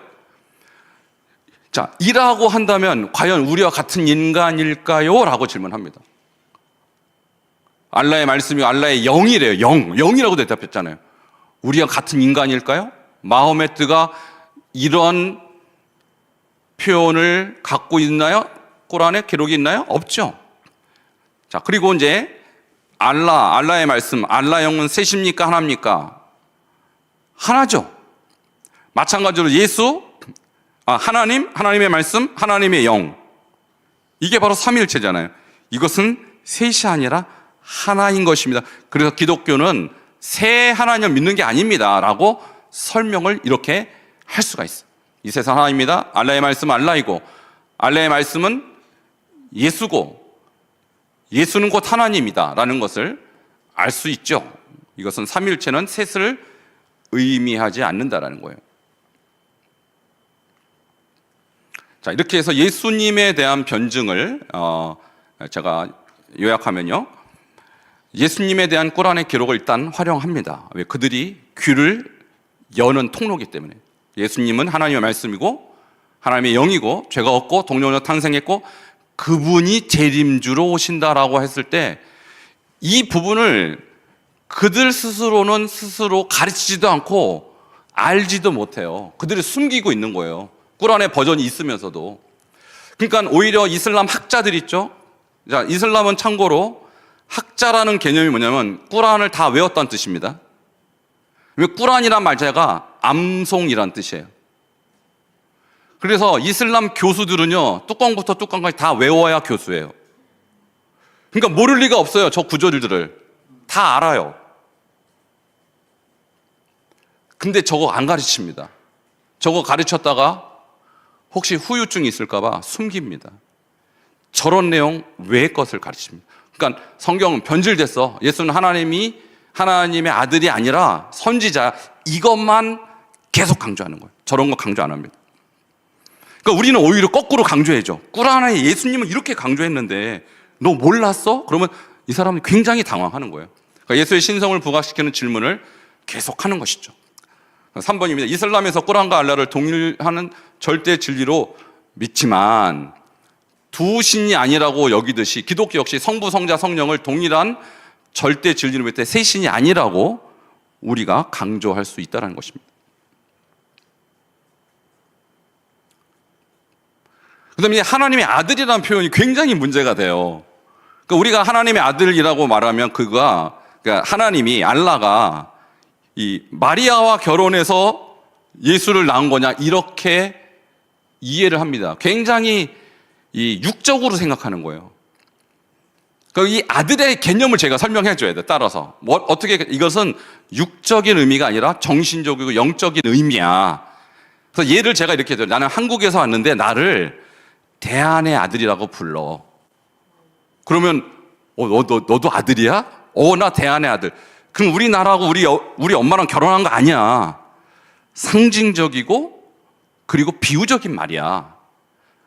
그리고 제가 위구르 사람들 전했던 너는 위구르의 아들이야 라고 말하면 맞대요.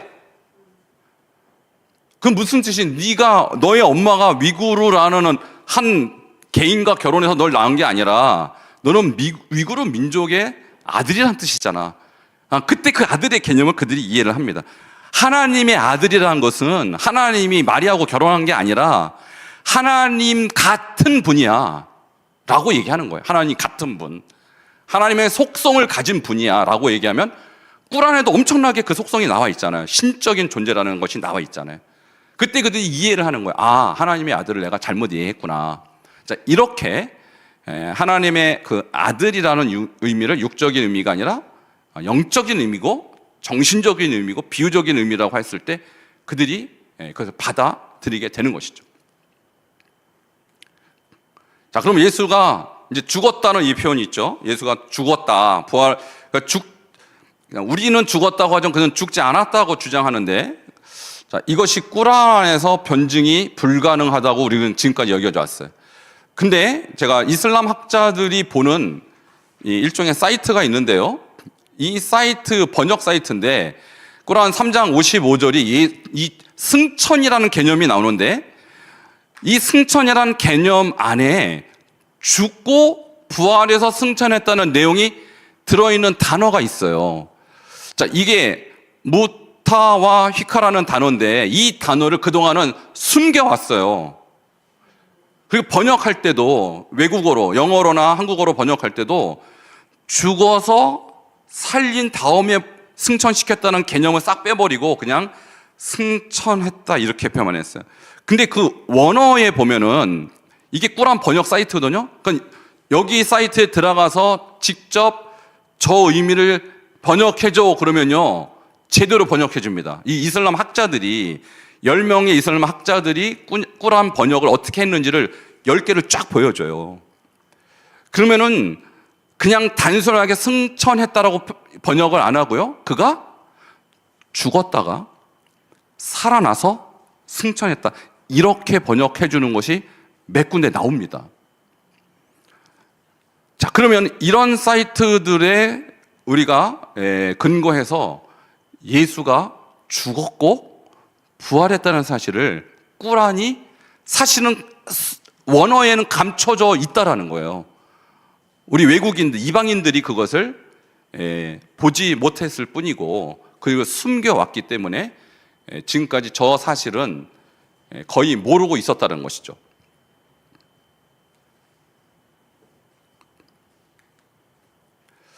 자, 내용은 여기까지 하고요. 이제 이런 변증 방법을 가지고 결국 마지막에는 예수님을 도전해야 됩니다.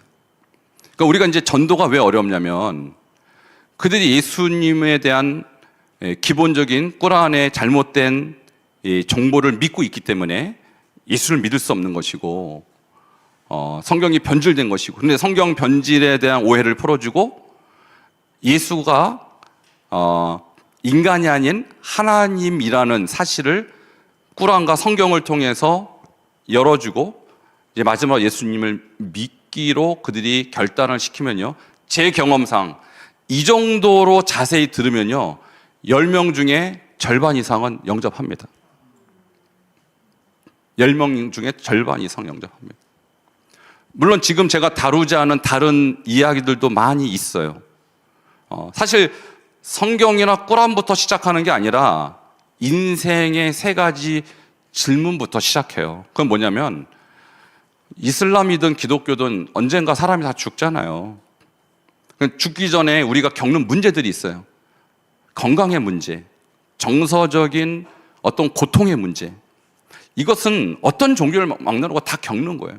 인간은 왜 아플까? 인간은 왜 정서적인 고통을 당할까? 너도 고통이 있냐? 다 있다 그래요.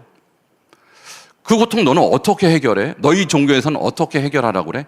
라고 질문부터 시작하면 이제 자기 얘기부터 시작하는 겁니다. 그러면서 나는 기독교인으로서 하나님을 믿는 사람으로서 하나님께서 어떻게 나를 치료하시고 어떻게 나의 문제를 해결해 주셨는지 제 얘기를 시작하면서 이것을 질문할 때 이때 저 질문에 대한 답으로 이런 것을 제시하는 겁니다. 그러니까 처음부터 변증부터 시작하는 게 아니라 그들의 인생의 문제부터 시작하는 거예요. 너는 어떤 문제가 있냐? 그러니까 전도자로 만나는 게 아니라 인생 선생으로 만나는 겁니다. 상담가로 만나는 거예요. 그들이 갖고 있는 문제, 아픔, 절망 다 있어요. 근데 그들은 종교로 그것을 감추고 사는 거예요. 근데 제가 하나님을 만나고 변화되고 하나님의 치유를 받고 한 그 부분을 제 가슴 속에 갖고 있다가 제가 그것을 나누는 과정에서 그들이 이런 질문이 팍팍 들어올 거 아닙니까? 그럼 그때 이 질문으로 이 변증으로 그들의 질문을 해결해 주는 것이죠. 그래서 제 경험상 이렇게 풀로 처음부터 끝까지 듣는 사람은 절반 이상 예수님을 영접합니다. 이것이 이제 제가 경험했던 것이고요. 선교지에서 겪었던 부분이기도 하지만 한국 들어와 보니까 한국도 만만치 않다라는 거예요. 이슬람의 확장과 이슬람 인구의 확장이 만만치 않다. 이 유럽 같은 경우는 네덜란드는 지금 약 10%까지 올라갔어요. 이슬람이. 프랑스도 그렇고. 그리고 신생아의 절반 정도가 무슬림이에요. 그런 나라들은. 왜냐면 이 백인들은 애를 안 낳습니다. 무슬림들은 평균 8명 낳습니다. 낳았다 하면은 절반이 무슬림이라는 거예요. 유럽이지만. 그러니까 우리나라도 이런 현상이 이제 시작된 거예요. 그 중국 같은 경우는 이슬람 역사가 1400년이에요. 그러면 1400년이 지나면서 회족 같은 경우는 언어도 없어졌고 피부색도 중국과 동화가 됐어요. 근데 종교는 그들이 안 버렸습니다. 그러니까 이슬람의 이 정체성은 무섭습니다. 위구르족은 언어도 있고 문화도 있고 종교도 그대로 섞이지 않고 동화되지 않아요. 그건 무슨 의미냐면 앞으로 우리나라의 무슬림 인구가 늘어나면요, 이슬람이 늘어나면 그들도 중국의 회족이나 무슬림들처럼 자기네끼리 살 거라고요. 절대 정체성 버리지 않습니다. 이걸 우리는 경험하지 못했기 때문에 그들이 어떻게 될지에 대한 예측 자체를 못하고 있어요. 한국교회가. 저는 이슬람이 어떤 종교고 그들의 역사를 보면 그들은 자기들만의 세계를 분명히 세웁니다. 이것을 우리 한국교회가 알고 우리 교계 지도자들이 먼저 이 부분에 경각심을 갖고 그들이 분명히 도전합니다. 성경은 변질됐다. 우리가 대답할 수 있어야 되고요. 예수는 인간이다. 선지자 할 때 우리가 대답할 수 있어야 되고요. 오히려 그들이 예수 그리스도를 영접할 수 있도록 교회는 지금부터 선교적 준비를 해야 된다고 그렇게 믿습니다. 예, 강의는 이상으로 마치겠습니다. 제가 기도하고 마치도록 하겠습니다. 하나님 감사합니다. 오늘 이슬람 변증 과연 그들이 주장하는 바 성경이 변질됐고 예수가 하나님의 아들이 아니라 인간이라는 그들의 주장을 우리가 어떻게 대답해야 될지 우리가 함께 공부해야 했습니다. 저는 이것이 다만 선교지의 문제가 아니라 바로 한국 교회의 문제이며 우리가 준비해야 될 것을 우리가 함께 생각하게 하시고 또 한국 교회가 잘 준비하여서 이슬람화를 막고 오히려 그들을 선교하는 그런 교회들이 되게 하여 주시옵소서. 예수 그리스도 이름으로 기도하옵나이다. 아멘. 네, 우리 신재혁 교수님 타문화 선교와 성경 무호성 변증, 특별히 이슬람 선교를 중심으로 잘 말씀해 주신 것을 감사합니다. 20년간 이상 중국에 선교하시면서 이 무슬림들을 만나고 그들에게 처음에 스스로도 충분히 준비되지 못했었을 때에 그들에게 있는 큰 장벽을 느끼면서 이제는 그 장벽을 극복하셨고 이 강의의 마지막 부분에 말씀하셨듯이 이렇게 변증할 때에 그들의 최소 절반 이상이 다 회심하고 예수님을 영접한다라고 말씀하셨는데 제가 강의를 들으면서 우리 성도들도 들어야 되겠지만 특별히 이슬람 선교를 하려고 하시는 선교사님들에게 반드시 이 강의가 필요하겠다 그런 생각을 합니다.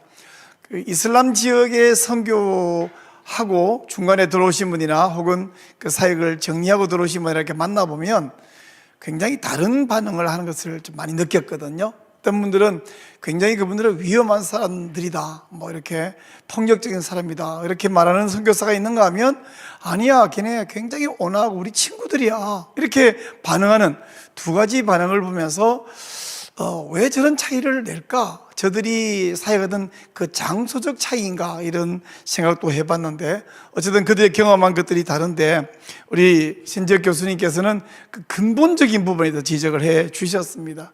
그들이 지적하는 것은 성경이 변질되었다고 오해죠. 큰 오해죠. 라고 주장하는 것과 예수님이 하나님이 아니라고 하는 신성 부인하는 이 두 가지 문제 앞에서 이것을 어떻게 해결할 것인가를 말씀하시면서 가장 먼저 이 꾸란이라고 하는 존재가 뭔가를 먼저 말씀을 해 주셨습니다.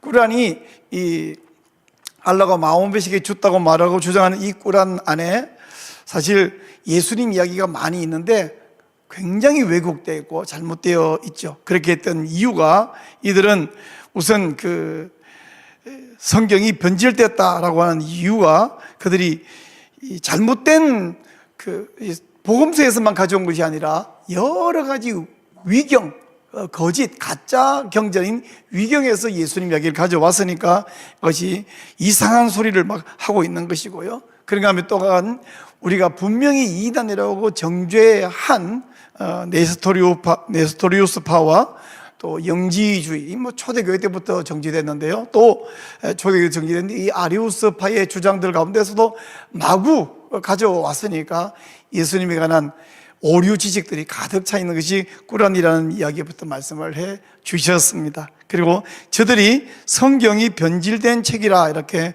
주장을 계속해서 하고 있는데 알고 보니까 621년까지 메카 계시와 620년 이후에 메디아나 계시, 자기들이 변질된 거잖아요. 그 변질된 내용의 차이를 그들이 정직한 마음으로 읽는다면 우리 꾸란은 왜 이렇게 다를까 질문해야 되는데 아주 질문 금지 조항, 질문 금지 문구가 있어서 질문도 하지 마라. 완전히 스스로 바보가 되고 무지쟁이 되라는 얘기인데 그 질문 금지 조항을 또 그대로 우리 식으로 하면 아멘 하고 받아들이고 따라가고 있으니 참 안타까운 답답한 사람들입니다. 이런 사람들에 대해서 성경이 변질되었다 하는 그들의 잘못된 주장을 어떻게 변증할 것인가가 오늘 우리 교수님의 강의의 핵심인데, 첫 번째는 이성적으로 변증을 하면 된다. 근데 성경이 변질했다 그래? 그러면 언제 그게 변질됐는데 이 무함마드 이전이냐 이후냐라고 물으면 아마 그런 생각 해본 적이 없을 거예요, 무슬림들. 그죠? 아마 굉장히 당황할 텐데 하여튼 그 전이라고 하든 후라고 하든 조목조목 잘 설명해서 그들을 깨우칠 수가 있고, 또 한 가지는 역사적, 과학적으로 변증할 수 있다. 우리 사본이, 저도 오늘 교수님 강의에서 처음으로 자세히 알았는데 17,000종류의 사본의 95%와 90 혹은 99%까지 정확한데 일치하고 있는데 결국 변질이 아니지 않느냐. 그리고 또한 역사적 사실로서 예수님 시대에 직접 살았던 혹은 그 직후에 살았던 요세푸스나 또 타키투스 같은 분들의 역사책, 이건 우리가 주장하거나 무슬림이나 우리 기독교인이 주장하는 게 아니라 일반 역사학자들이 인정한 내용들이니까 이런 것을 중심으로 이 내용과 복음서의 내용이 일치하는데 이걸 또 무시하고 부정할 거냐, 이렇게 나간다면 그들이 자기들이 말이 주장이 안 맞다는 생각을 하게 되겠죠. 또한 꾸란에 들어있는 내용을 가지고 너희들이 갖고 인정하는 꾸란, 완전하다고 말하는 꾸란이 성경은 하나님 말씀이라고 무려 124구절에서 말씀하고 있지 않느냐. 그래서 성경을 갖고 증명할 수 있다라고 잘 말씀해 주셨습니다. 그건 가장 중요한 변증 중에 하나로서 삼위일체론을 저들이 부정하는 데 있어서, 예수님의 신성을 부정하는 데 있어서 삼위일체론을 변증할 때에 꾸란에 기록되어 있는 예수님의 기록, 이걸 가지고 시작하면 저들이 일단 마음을 열고 들어준다. 그리고 꾸란 내용을 먼저 말했으니 이제 그들이 말하는 인질이라고 부르는 이 복음서 내용도 그 속에서 있는 예수의 설명에 대해서 같이 살펴보자 할 때에 우리가 꾸란 이야기해 줬으니 그들도 이제 예수 이야기, 복음서 이야기에 있는, 복음서에 있는 예수 이야기도 들어줄 준비가 될 것이고, 그래서 복음서에서 말하는 예수, 너희들이 하고 있는 그 희생절에 있는 희생양이 바로 이 예수다라고 설명하고, 그리고 마지막에 예수님의 신성을 부각시키는 질문, 꾸란이 말하고 있는 이 예수님에 관한 많은 이야기, 이보다 더한 선지자가 있겠냐, 이렇게 나갈 때에 그들이 결국 받아들이게 된다고 귀한 말씀을 해 주셨습니다. 예수님이 하나님의 아들이라고 하는 것에 대해서 그들이 굉장한 거부 반응이 있는 것은 사실 뭐 깊이 있는 신학적인 설명보다 재밌는 표현을 해 주셨지 않습니까? 나는 대한의 아들이라고 불린다. 너는 위구르의 아들이라고 하지 않느냐? 오케이. 그러면 예수님이 하나님이 마리아랑 결혼해서 애 낳은 것이 아니라 네가 위구르의 아들이라 그럴 때 위구르가 뭐 결혼해 낳았다는 것이 아니지 않느냐? 그렇게 말할 때에 이들이 수긍한다라는 이런 말씀해 주셨는데, 다시 말하지만 이런 내용들 우리 성도들도 들어야 되고 알아야 되고, 또 지금요 제가 조사를 잠깐 해봤어요. 우리 교수님께서 2023년 보고에 우리 안에 있는 무슬림 인구가 31만, 그 중에서 우리 한국인이 약 10만이라고 말씀하시길래, 그럼 지금은 얼마일까? 제가 AI에게 한번 물어봤더니 AI도 정확하게 모르죠. 한 40만 명 정도로 추정한다라고 말하더라고요. 정확하게 모르지만 40만이라고 할 때에 굉장히 많아지고 있습니다.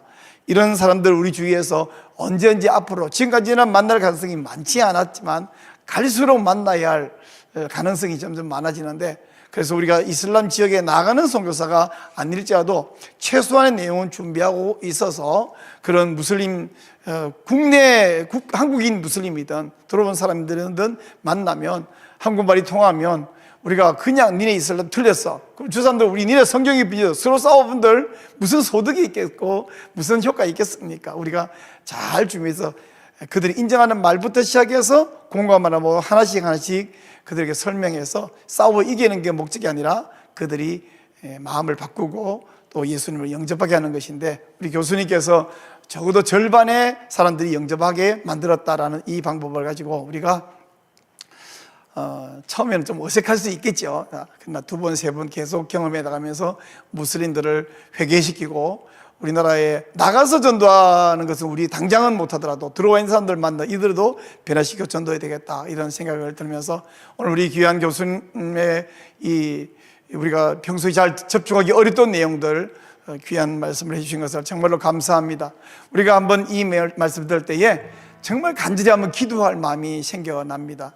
무슬림 인구가 우리나라만 해도 벌써 한 40만쯤 된다고 AI가 추정하고 있는데요, 뭐 전 세계에 17억인가요? 얼마인가요? 엄청나게 많이 있지 않습니까? 이 사람들을 내버려두면 절대로 예수님을 영접할 가능성이 없는 상황이 되어 있는데, 또 많은 이 이슬람 지역에 나가 있는 선교사가 거기서 뭐 10년 살고 20년 살면서도 그들에게 공을 들이고 신분을 맺어가면서 실제로 예수님 이야기를 하면 반발 생긴다고, 혹은 그들에게 전도해본들 그들이 거기서 빠져나오기도 어렵다면서 그냥 계속 이렇게 사랑만 베풀고 공급만 해주고, 그러고 난 세월 보내다가 그 아까운 선교사 인생을 바치고 돌아오는 그런 안타까운 모습을 알고 있는데, 정말 이런 이슬람 지역에 있는 사람들에게 이 복음의 핵심을 어떻게 전할 것인가, 오늘 교수님 귀한 말씀해 주셨는데,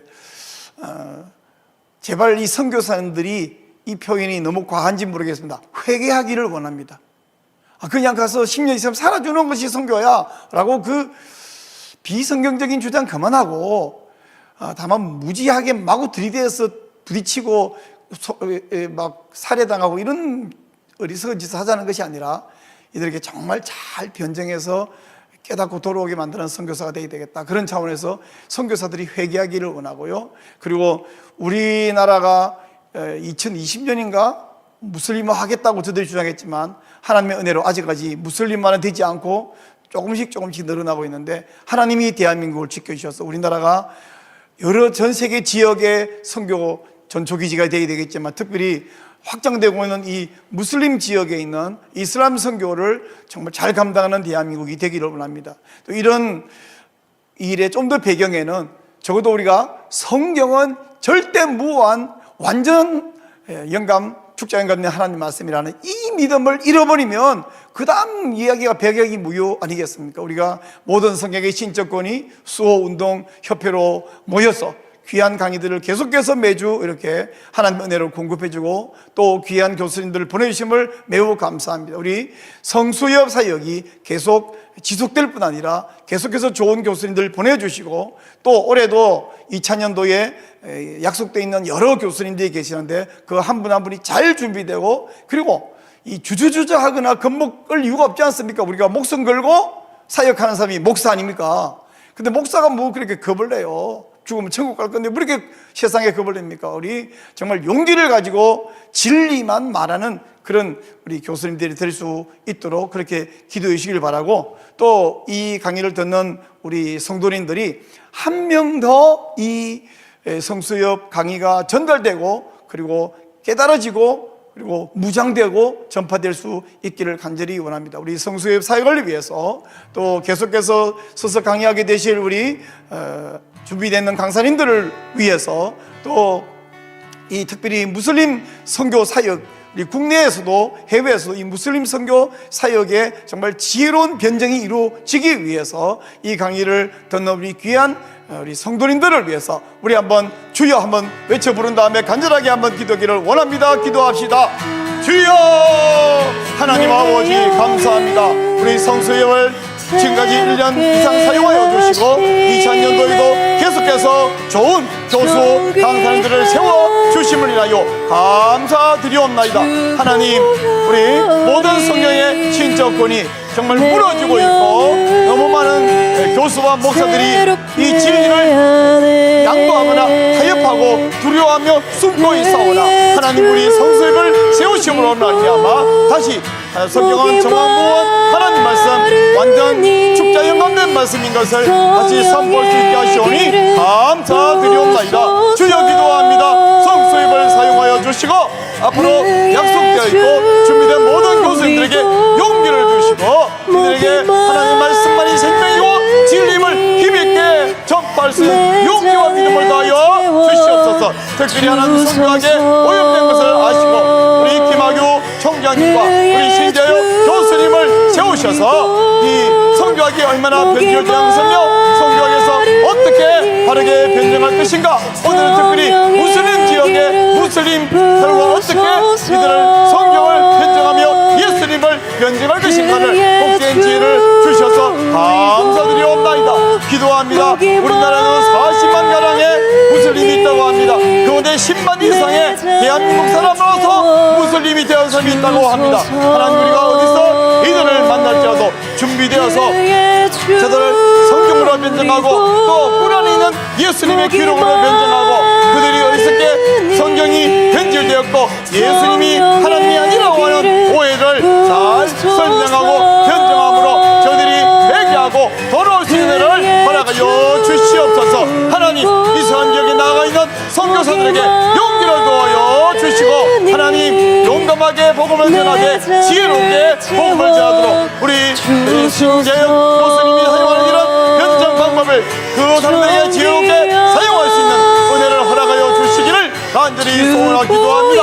하나님, 또 한 사람 더 우리 사랑하는 성도들이 다른 분들에게 이 복된 강의를 공유하고 한 사람 더 이 강의를 들음으로 무장되고 준비되어서 하나님을 의지하고 하나님께 쓰임받게 은혜를 베풀어 주시기를 원합니다. 하나님, 우리 신재혁 교수님을 복 주시고 계속해서 귀한 선교사로서 목회자로서 이 사역을 감당할 수 있는 은혜를 허락하여 주시옵소서. 하나님, 이슬람 지역에 있는 선교사들 용기를 주시고 그들 모두 위협 가운데서 지혜롭게 복음을 전하고 지혜롭게 변정함으로 하나님 꿀 안에 속고 있는 사람들이 돌아올 수 있는 은혜를 허락하여 주시기를 간절히 소원하고 기도합니다.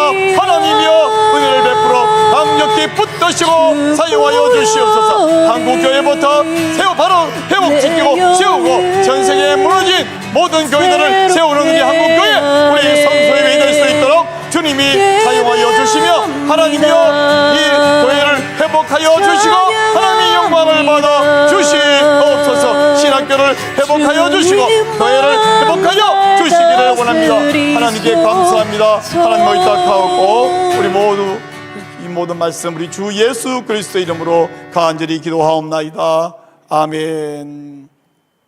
네, 감사합니다. 몇 가지 광고 말씀을 좀 드리겠습니다. 첫 번째 부탁드릴 말씀은 여러분 어디 가서 맛있는 거 먹고 오면 너무 맛있는 거 먹고 또 안 물어봐도 이야기하죠. 어디 옷가게 되게 싸고 옷 좋은 데 갔다 오면 안 물어봐도 거기 좋은 데 있더라 이렇게 말하는데, 이 성수협 채널 나만 듣고 나만 유익하면 안 되지 않겠습니까? 성수협을 채널을 좀 공유해 주시기 바라는데, 제가 늘 드리는 말씀은 뭐냐면 가장 쉬운 방법은 지금 듣고 있는 이 링크를 여러분 지인에게 주는 거예요. 단톡방에 주고, 네, 요즘 단톡방 하도 많아가지고 무시해버리는데 단톡방에 주는 건 쉬운 일이면 효과는 없어요. 친구 한 명 한 명에게 공유해 주면 더 효과가 있더라고요. 공유해 주시는 것이고, 그보다 더 좋은 방법 하나는 여러분이 운영하고 계시는 유튜브 채널에 우리 이 성수의 영상을 거기에 올려주시는 것입니다. 그래서 이 영상을 받고 썸네일을 받아서 공유하기를 원하시면 지금 화면에 나가는 이 전화번호에 문자 메시지를 주시기 바랍니다. 그러면 여러분을 공유하시는 분들의 방에 초대해드리고 그 내용을 제공해 드릴 테니까, 그리고 제가 또 자주 드리는 말씀인데, 여러분의 유튜브 채널에 이 성수협 영상을 공유하시면 여러분의 채널의 질이 훨씬 올라가고 수준이 올라가서 더 좋은 일이 벌어집니다. 그래서 성수협 채널을 공유해 주시기를 간절히 부탁합니다. 네, 다음 광고는요, 우리 월요일 오후 3시에 성수협 정기 강론과 기도회를 하고 있는데, 또 이어서 6시 30분입니다. 우리 조영길 장로님 정말 탁월하신 분이십니다. 우리 조영길 장로님께서 성경 순종 성경 읽기, 우리 너무 성경을 왜곡되게 읽어 오고 있는 이 현상에 대해서 안타까이 여기시면서 성경 순종 성경 읽기 강의를 계속해서 하고 있는데, 오늘 저녁 6시 30분에는 29번째 성순성 강의를 하는데, 오늘 구원을 얻는 자는 하늘의 하나님 나라를 전파하는 전쟁을 하라 라는 제목으로 오늘 강의할 텐데, 기대하셔도 좋습니다.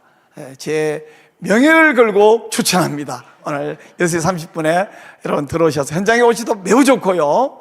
그리고 유튜브 채널, 온라인 채널을 통해서도 들어오시면 되겠는데, 하여튼 혹시 시간을 놓치면 나중에라도 들어오셔서 꼭 들으셔서 유익하시기를 부탁드리고 권면합니다. 네, 다음 광고 드리겠습니다. 이 월요일 3시 또 6시 30분 이 그런 강의들을요, 제가 경험해 보니까 책을 읽은 것이 내게 아니라 그 책을 정리해서 내 입으로 말하거나 내가 글로 쓰면 내 것이 되더라고요. 근데 읽고 돌아서면 좋았는데 끝. 또 듣고 돌아서면 좋았는데 끝. 근데 들은 것들을 정리한 다음에 다른 사람 앞에 내가 발표할 때야만 내 것이 되고 진짜 유익하다는 것을 많이 경험하거든요. 실제로 교육학 원리에서도 3인의 원리라고 해서 첫 번째 사람이 두 번째 사람에게 말하면 두 번째 사람이 세 번째 사람에게 말할 때 비로소 전달 다 된 거다, 이런 교육학의 원리가 있는데, 그런 의미에서 우리 목요일 저녁 6시에 이 자리에서, 아니 5시에 오시면 같이 저녁 간단하게 같이 식사하면서 대화를 할 수 있습니다. 그래서 5시에 오시고요, 시간이 안 되시면 6시에 오시면 되겠는데, 우리 성수협 선순성 우리 함께 들은 내용들을 나누면서 우리 전도 소그룹 모임을 하고 있습니다. 이 강의를 들으시면 누구든지 환영합니다. 그래서 바로 이 우리 차바 교육장 여기에 성수협 강의장에, 장소는 이 한신 인터밸리 이사 빌딩 지하 2층에 있는데, 역시 아까 그 전화번호 있으시죠? 거기로 문의하셔도 되겠고요. 하여튼 찾아오시면 대환영이고 여러분에게 유익할 것을 알려드리겠습니다. 네, 다음 광고 드리겠습니다. 우리가 강의만 듣고 있으면 안 되고요, 기도를 함께 해야 되는데, 우리 예수님을 보면 산에서 기도하셨습니다. 우리 목요일 저녁 아까 말한 그 현장 소그룹을 마친 이후에 8시 30분에 우리 청계산의 한 자락에서 모여서 같이 하나님의 언약을 기억하는 하늘나라 언약 산 기도회를 합니다. 각자 기도하고 또 모여서 함께 기도하고 그리고 축복하고 내려오는데, 산에 와 봐야 알아요. 산에 와 보시면 그 은혜가 얼마나 크고 영성이 있는지 알 수 있습니다. 여러분, 산 기도회도 여러분을 초대합니다. 여기도 역시 혹시 그 차량 지원이 필요하면 또 연락 주시면요, 우리가 그 전철역에서부터 차량 지원도 해드릴 수 있겠습니다. 그래서 꼭 많이 참여해 주시기를 여러분 강력히 권합니다.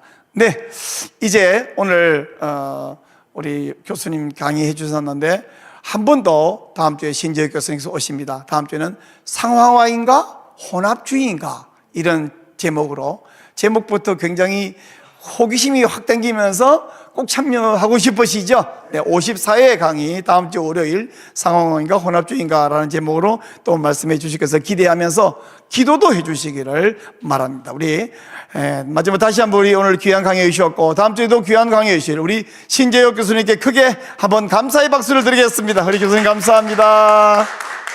네, 감사합니다.